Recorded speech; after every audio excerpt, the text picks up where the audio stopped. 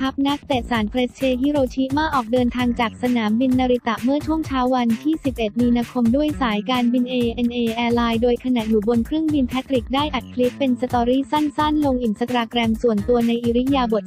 สบายๆของเพื่อนนักเตะซึ่งหนึ่งในนั้นเป็นมุ้ยธีรศิลป์คู่หูในแดนหน้าแต่จากนั้น